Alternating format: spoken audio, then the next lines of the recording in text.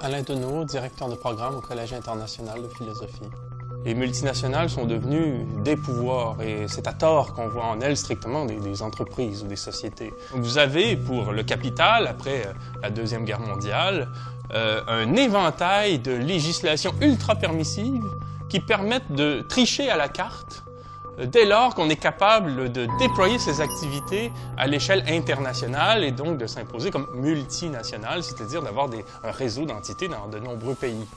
Dès lors qu'un chef d'entreprise ou qu'un gestionnaire dans une multinationale a pour dessein de commettre quelque chose qui serait illégal chez soi, il n'y a qu'à créer une entité ou à mobiliser une entité qui est créée ailleurs dans le monde pour avoir accès, au fond, à une légalisation de ce qui serait chez soi un méfait. Qu'est-ce qu'ont fait les États traditionnels quand ils se sont trouvés confrontés aux politiques ultra-permissives? On a décidé de les imiter sous le prétexte d'être en concurrence avec eux, plutôt que de chercher à les contrer.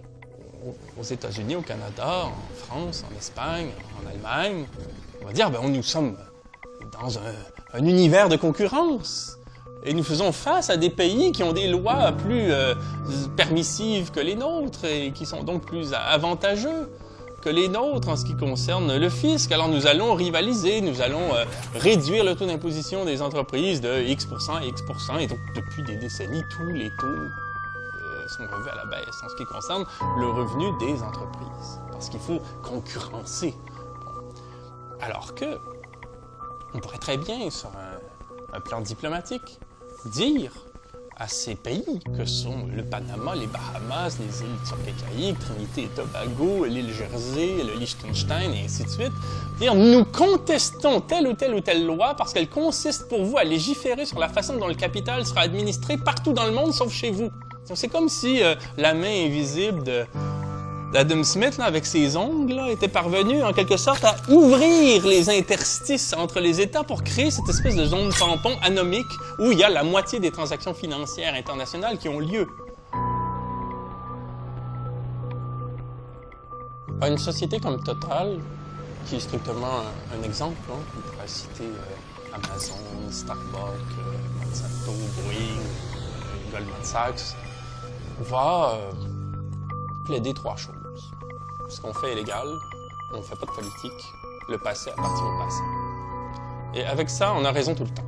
Qu'est-ce que ça veut dire? C'est légal lorsque des critiques et des allégations dans le monde portent sur des affaires de travail forcé, de pollution massive, d'atteinte à la santé publique, de financement de parties belligérantes dans un conflit, d'endettement odieux. On estime d'une manière partagée que cela contrevient à des règles élémentaires de vie en société, et en même temps, le droit l'autorise. Donc, il y a un clivage entre, on pourrait dire, la morale et le droit.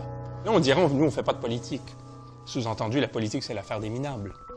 C'est l'affaire de la plèbe qui s'entretripe pour savoir qui portera la couronne. Nous, ça ne nous intéresse pas. Entre-égorgez-vous, puis le jour où vous aurez choisi l'heureux élu, nous, on saura exactement comment encadrer cette personne-là pour que, de toute façon, elle n'ait pas le choix de se conformer à un ordre mondial qui est celui qui nous intéresse. La distinction est de moins en moins grande entre les États traditionnels et les paradis fiscaux. Et c'est ainsi qu'il fallait comprendre la fameuse phrase de Nicolas Sarkozy en 2009 à Pittsburgh, à l'occasion d'un G20, quand il avait dit « Avec moi, les paradis fiscaux, vous allez voir, c'est terminé ». Comme souvent, la parole idéologique nous dit quelque chose. Ce que nous disait Nicolas Sarkozy en 2009 à Pittsburgh, c'était dire on va polisser les paradis fiscaux et on va adapter notre réglementation fiscale de façon à ce qu'on ne voit plus la différence. La loi qui intéresse les multinationales est une loi de type sadique. C'est la loi du marché, c'est la loi du commerce, c'est la loi de l'offre et la demande, c'est la loi de la mondialisation, c'est la loi du commerce sans entrave, qu'on va présenter comme étant ce qui relève d'une sorte d'anthropologie fondamentale. Et on a beau jeu ensuite de mettre sous pression les États qui ne se conforment pas à ces règles du jeu, au prétexte sinon de s'assurer qu'elles perdent, en présentant la perspective de cette dérive qui sera la leur comme étant un fait strict de l'histoire. Comment une multinationale exerce et manifeste son pouvoir?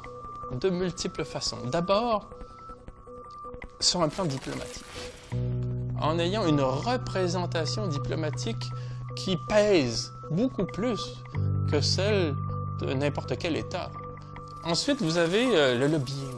Le lobbying consiste à mettre sous pression la société elle-même, les gens. Des pressions qui visent à créer un climat social favorable à une certaine décision publique et à une certaine orientation politique.